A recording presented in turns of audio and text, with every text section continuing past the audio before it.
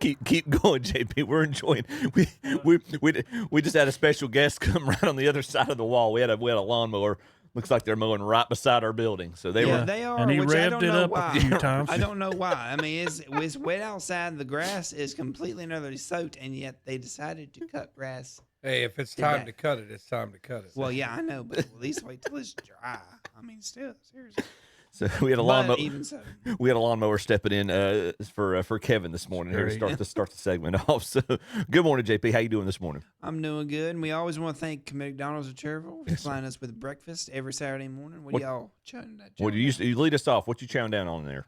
Spicy egg and cheese McMuffin. A spicy egg and cheese. Yes, they have a spicy. Got a little kick to it. Yes, it does. Excellent. Well, I'm chowing down on my sausage and egg biscuit right now. Tom, Terry, how about y'all? I had a sausage, egg, and cheese McMuffin with a good old hash brown.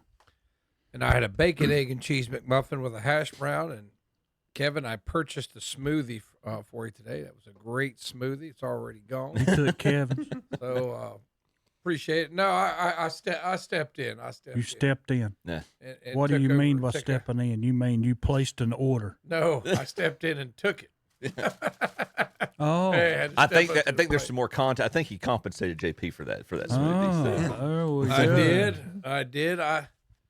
So I enjoyed that. Helped wash down that egg McMuffin. So thank you very much, JP. You're welcome. And thank you to McDonald's of Cherville. No lie. For providing that every single week for us. Yes. Well, good morning, folks. You're listening to Saturday Morning Shock Joxx here on KTC Broadcasting. Once again, Chip Carter, Terry Reinhart, Tom Sinafani, Kevin Hastings out today, along with JP in the studio, making us sound halfway decent, I guess.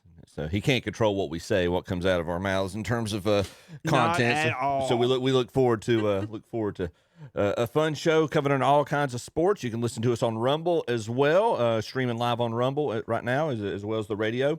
I know Kevin also cuts up some of the pieces in later, post them later on in the week for whatever segment is your preference. You want to listen to NFL? I'm sure we're going to get into that and Terry's favorite team later on today.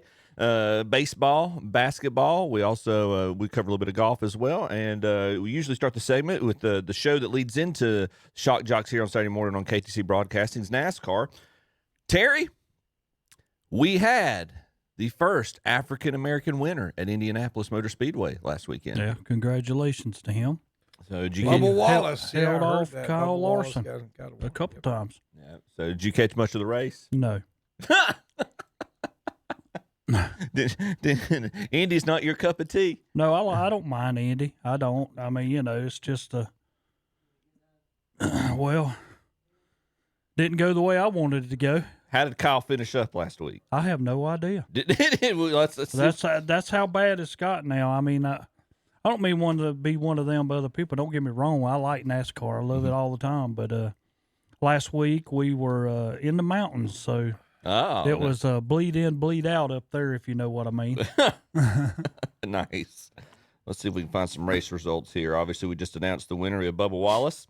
Again, first African-American winner at Indianapolis Motor Speedway. Kyle Larson second, Denny Hamlin third, Ryan Preece fourth, Brad Keselowski rounds out the top five.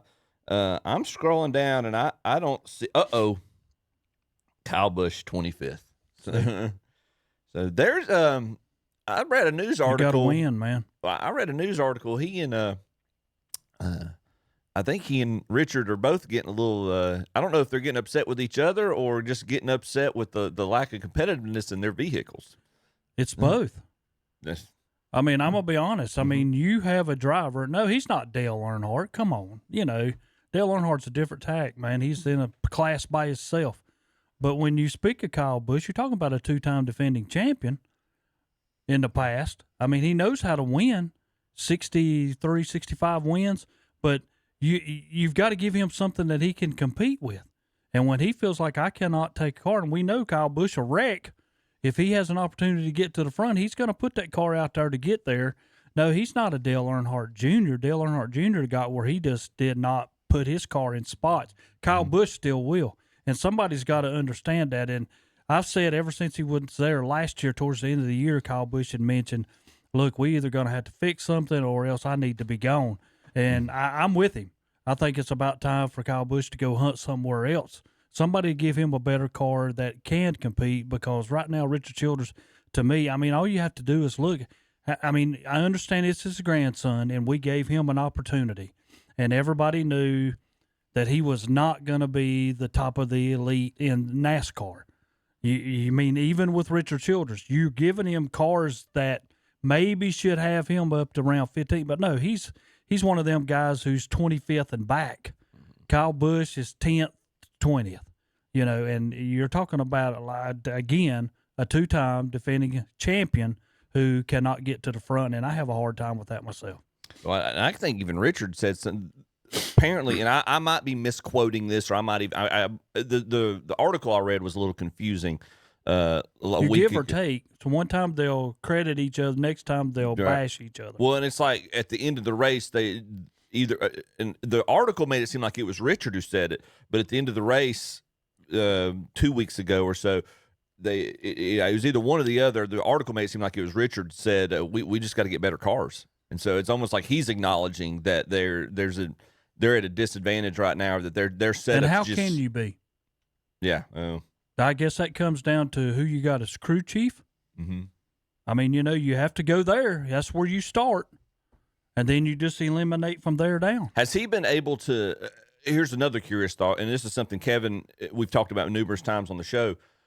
With the implementation of this new COT, with this new car of tomorrow, I wonder, too, has Richard Childress Racing been able to bring in some of the minds that and folks that are maybe a little more familiar, a little more comfortable with this new setup to get the maximum speed out of it? I wonder if it's a garage. And Kyle even said this, and Kyle's not one to throw around compliments haphazardly. He says it's not that the guys aren't trying their hardest. He says they're putting their effort in every week. I just wonder if it's a lack of, I hate to use the term comprehension, but a lack of fully understanding or wrapping your head around how this new COT, this car of tomorrow works. Well, I think it also comes back, when we speak of all that, it comes back to your crew that's in the pits. Kyle Busch has always had a crew that's been in the pits. When he would go in, he had gained 3 or 4 spots on account of his crew was so fast of changing. And I think that's hurt him some this year. Learning the car, everybody has to go through it. How come some people can get it more quicker than the others? When you are like a Richard Childress, you should be able to get some of the top people to come and work for you. I do not know. Yeah, I feel for Kyle, because when you're coming down on your latter years, I don't want him to be another Jimmy Johnson. Jimmy Johnson even come out and said, hey, I'm a 15th place guy. How do you do that when you are a 7-time champion and all of a sudden you become, and you say it, I'm a 15th place guy? Yeah. No, you shouldn't be like that. Look at the Cup state. Go ahead, Tom. I think it's pretty interesting how many different people have won races, though, this year. You talk about the equipment, 11 different people have won races this year. Larson's won 3, William Byron 2, Denny Hamlin 2. Nobody else has multiple wins. No, except for Van Gisbergen. Yeah, we need to mention him. Well, I'm just. I don't have it. He does. He's won 3. He's won 3. He's won all 3 road list. Yeah, he's probably down around 25th, 26th. Yeah. Okay. Just in terms of points, or the race last week. No points, but he's in. All you got to do is win one. Because I was just thinking, it seems like every time you guys do this segment, talk about a different race winner. Yeah. It's just, that's fair. It's balanced out. So I guess it's just like all these guys must have access to what they need, and then there's the guys that don't have access. And then when you mention some of them guys who have won, that was Bubba Wallace's 3rd win.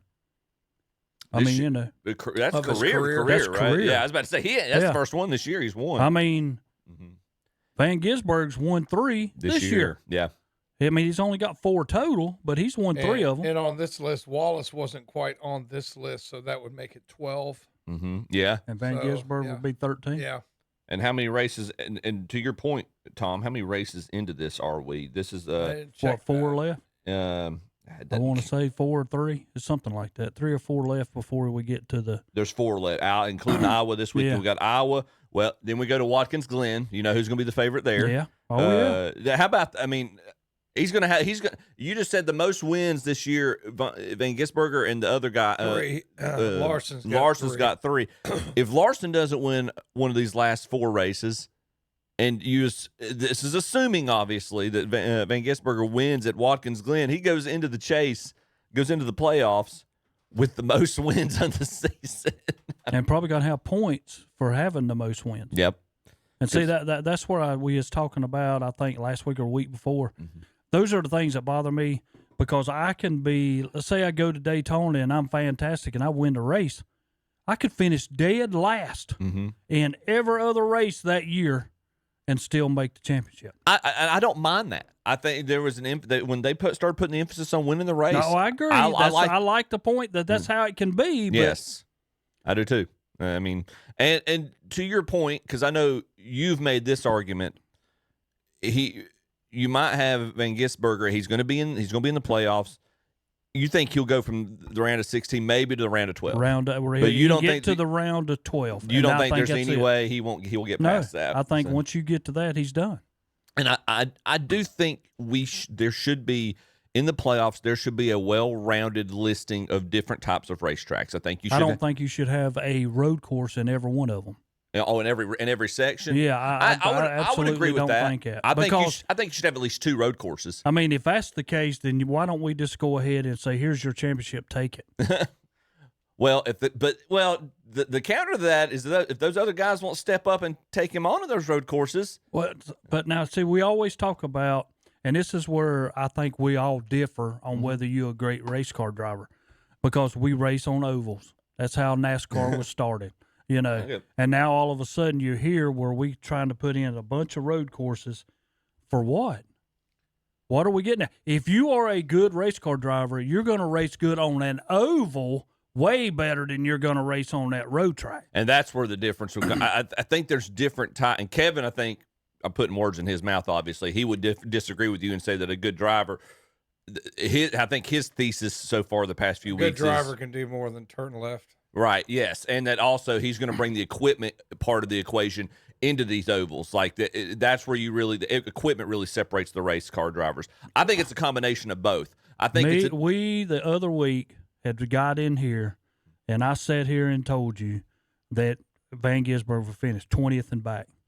Well, we wasn't 11 laps into that race, and he was at the very tail end. Started 6th. And then everybody wants to play, well, his tires were messed up. Something was wrong with this. I could care less. I know you could care less. But there you go. All you care about is whatever fits your narrative. You don't really care about what happened. But I think there's an argument can be made that it's a combination of the style of racing that you grew up with. I think there's a different. Most of our guys that grew up in heritage NASCAR racing, the dirt track racing, the minis, all that. Yes, that's oval. A lot of that is about knowing when to brake, knowing when to hit the corners. Understand that becomes your level of quote unquote expertise or competence. That's different than a guy that's on a Formula One who grew up around Formula One or Indy or road courses. But is all this good for Cole Custer? Well, I mean, Tom, you took him on one time. But that's my driver right there. Yeah, but I mean, you tell me. I thought Ross Chastain was your driver. Yeah, but we're talking about, let's say, a Cole Custer. Is this good for him? I can't win on that road course now, and now I'm definitely not going to win. No, and now it's hard for me to win on an oval. But don't get me wrong. Yeah. Quote not now. This is a whole different story. Mm-hmm. They are making money. Yeah. I mean, Cole Custer is making money, or he'd already be out of this sport. But on the back end of it, is it good for him? No, it's not good for him. The only chance he ever has of winning is if I go to Daytona, Talladega, I have to pick those kind of races, or Atlanta now, and pick those races because any of the other races I have no shot. I do not think it is bad for a driver to have different styles of tracks. Do I think the majority of NASCAR races should be NASCAR races or should be on road courses? No, I do not agree with that. I agree with the heritage, the tradition of the sport is turn left. I get that. I also am not opposed to every once in a while, and there's even an article on ESPN this week about the creativity that NASCAR's taken with their scheduling. I don't mind them splitting it or messing it up. They went the opposite of that in the early 2000s as they were trying to go more national instead of regional. You saw more and more of the cookie cutter 1.5-mile tri-ovals that it was the same week in and week out. Most of those tracks are what made up the Chase. Jimmy's team, and Kevin will disagree with me to his dying day, Jimmy's team had the setup and the system tailor-made to take advantage of those racetracks that were in the Chase, that were in the playoffs.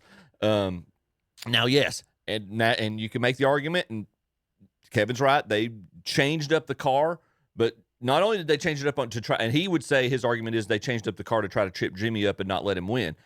I would say they made it just as difficult for everybody else because everybody else is having to adapt to that car as well. Yeah, they are. So I agree. Yeah. But now on the back end of it, I look at it like this, and I know it's going to change. Mm-hmm. As I'm sitting here today, and I made the nice little quote of Van Gisbergen of what is going to happen to him in that race, and I'm going to make another quote. In about 3 years, Van Gisbergen makes it because he's going to get. I mean, I know with his points and what he's going to get going in, that he's going to make the final 12. All right. Once he gets to that, I think he's eliminated.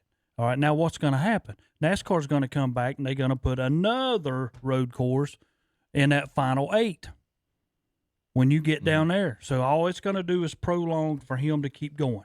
I don't mind. I think maybe have a road course. I would tend to agree.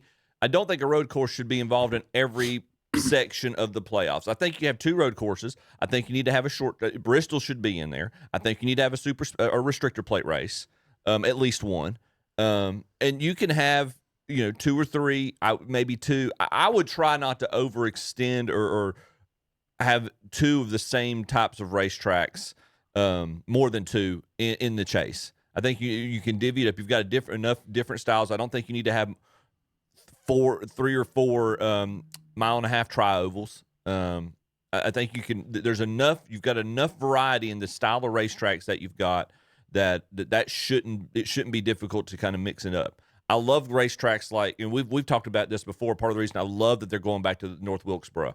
I love that they've continued to maintain Darlington. I hope they bring Rockingham back. Those tracks are not. They're not even or uniform in both turns. Darlington, we obviously know turn 4 is a lot narrower than coming out of turn 2 on the backstretch. North Wilkesboro, same thing. It's not cookie cutter. It's not uniform. Turn 1 and turn 2 are not the exact same banking and width as turn 3 and turn 4. I think having that variety on those tracks, that lends itself to leading it more to the driver and not just hitting your mark and knowing where to brake. So that gives a balance to that as well. I'm not opposed to having good drivers who are good on a variety of different style of courses, and I think that should be identified. Let's go with this. And as we coming down, what better way do you want to end your season at Daytona? I agree with that. Right there, that everybody out there has a chance to win it. People will disagree with that because it's obviously we think of Daytona as the first race of the year. Yep. There's a simple way to fix that. Make the Pepsi 400 the opening race. You still open up at Daytona. I think you book in the season at Daytona. You open the season at Daytona with the Pepsi 400, but if you want your Super Bowl of motor racing to really have the level of esteem that it should, make it your Super Bowl. Make it your last race of the year. Have fun changing that. Yeah, I don't know if they ever will, Terry. I agree with you wholeheartedly on that, Terry, but I don't think they'll ever change it. I mean, think of what you got coming. Your first 3 race, Darlington, then you go to Worldwide Technology Raceway, and then you go to Bristol. Yep. Then your next 3 is New Hampshire, Kansas, Charlotte Road Course. Do you not think Van Gisbergen, in his second possible right there, Yep, somebody's going to have to take him out? I'm sorry. I just don't understand. Like every sport has a variety of skills. Should the guy with the widest skill set not really be? I can understand like SVG. The widest skill set. He does not have the widest. Nobody is saying that he has the widest skill set, but you cry every time there's a road race somebody doesn't win. I'm not saying he's got the widest skill set, but I'm just saying it's like in golf. There's a par 5, there's a par 3. Mm-hmm. I mean, there's just like different things, and like you are just so anti road course, and the guys with the the widest skill set, driving skill set, are going to do well. He's not going to win. I know that you're losing your mind, Terry, but we all know SVG's not going to win. So just relax, man. He's not going to win a NASCAR championship. He's going to win some road races and make you angry, but he's not going to win a championship. Why does he go on and on about this, Chip? He just goes on and on. He just I'm not. It's like you mentioned a Check your road course phone. in Charlotte. He's reading off. We go to Bristol. We go to Daytona. I And there's a don't. dadgum road No, course Tom. in Charlotte. Dadgummit. Tom. Why we racing on a road course? This is the dumbest thing I ever This seen. is how- He Zach, loses Zach, I his hear you, mind. man. Zach's He tuning just, in. he just loses his mind This every is how time come- road courses mentioned. We wonder how come Tom comes in here. Well, once Listen again, to me, the Tom. I'm Terry trying to Corner. tell this to you. Tom, listen, I've listened to you for 25. I've listened mostly to Chip, but I've listened to you too. I just don't understand why you just lose your mind. If you just mention, is that like your code word? Like it's like we want to make it Listen go to this. nuts. Road No, course. it's nothing like that. I'm tired of every time. I remember in the old days, a few years back, maybe 20, when every time you'd go to road course, somebody picked up Boris said, why? Because he's a good road course driver. Can you blame Boris him? said, well, at the time, Okay. would either go win the race or be in the top 5. So you're like your equivalent. I is do like, not like that. back in the 80s when it was like a half yard and they would bring in Fridge Perry to run the 1 yard touchdown. You would be against that. So I don't understand it. Like every sport has specialists, do they not? They only bring in this guy to kick the field goals. I'm just glad Van because he's Gisbergen really is good at kicking racing field goals. the whole That's race. why he's a I specialist. will give him that much credit. Terry's a specialist. He's we get terrible. it. We get He it. come across but I from don't an ocean. understand. Like every sport, like baseball has closers, football has, place kickers. Why are you so mad that NASCAR has a specialist and they just specialize in road Because he's courses? making the whole rest of the crew look like they're terrible. no. He makes the road Then they, course. they need to up their really game. saying They need the- to up their really? game, though, Terry. Up their game? The field goal kicker makes the rest of the team look bad because they're really bad at kicking. That's so stupid, Terry. I mean, No, it's just it's not stupid. No, it is. It's just a guy who has a particular skill set. He's just like the guy who kicks field goals is not going to break the touchdown record, but he's really good at one thing. So he gets to shine in this particular moment. It's in That's them what SVG is. situations. He's a specialist, and it just drives you nuts. and No, I just it's don't know. not. No. It's If- a if situation you ran a where football we team- have a No. guy competing, but yet the guy that's sitting in second place is not going to hit him because I'm competing to have points so I can get in, but I know this guy's way better than me, so I'm going to hold everybody else up. Where if it was a Christopher Bell, if it was a Chase Elliott, if it was a Kyle Larson, they're going to knock him out of the way. So- they're going to touch bumpers with him to let them know, Chip. I'm here, you're moving over, I'm coming through. But no, we get people behind him like Priest and people like that who do not want to touch nobody. I remember like a lot of these guys that play quarterback in the NFL now. Look back at their high school. They were the place kickers. Right? It's like they were the place kicker too. Like, why aren't they doing it now? Well, the other guy's better, so we're going to bring him into this Pass rush situation. specialist. It's the same thing. I just don't understand. Like, every sport has specialists. Like, if Terry was a baseball coach, no, son, you're going to throw the entire game. My arm's about to fail. No, Yeah. we don't have I'm a not specialist. crazy. Hey, We don't Terry, have a setup man. It's like a person that comes into the game at the end of a basketball game that shoots threes fantastic. Right. Oh, I'm just going Right. to leave them Correct. wide open so they can take a shot. Correct. No, you're not. Every sport You're has gonna specialists. stop them from getting the ball. Every sport has specialists. Why does it drive you insane that NASCAR does it? Terry, I don't get it. I Drives me never insane.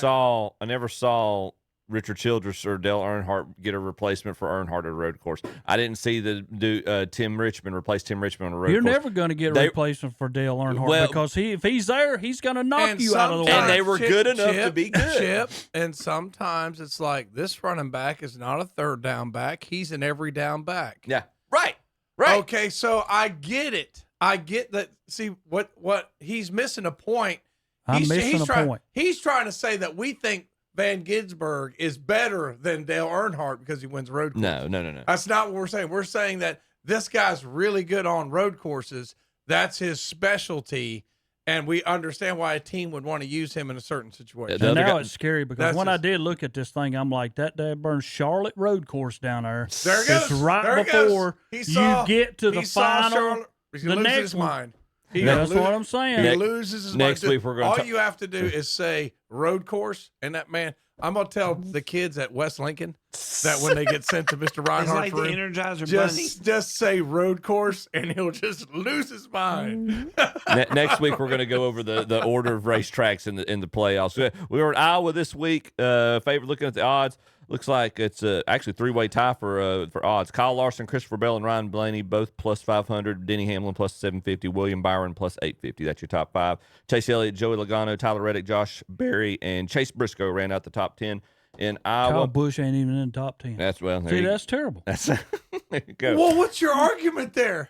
That, your whole Get him a argument's about car, road Richard course, and Childress. you're Get him a going on car about so he can Van drive. Gisbergen, and it's like, this is terrible. We'll see. And Kyle Busch Let's see in the how top 10. Kyle. We got a lot of dissatisfied spouses waiting for Kyle Busch to win. We've talked about it before. Man. Stick around, folks. We're just getting things kicked off here with Shock Jock Saturday morning. We'll be right back. We got baseball. We've got football. We've got basketball. Even cover a little bit of golf as we head into the FedEx Cup playoffs. Stick around. We'll be right back.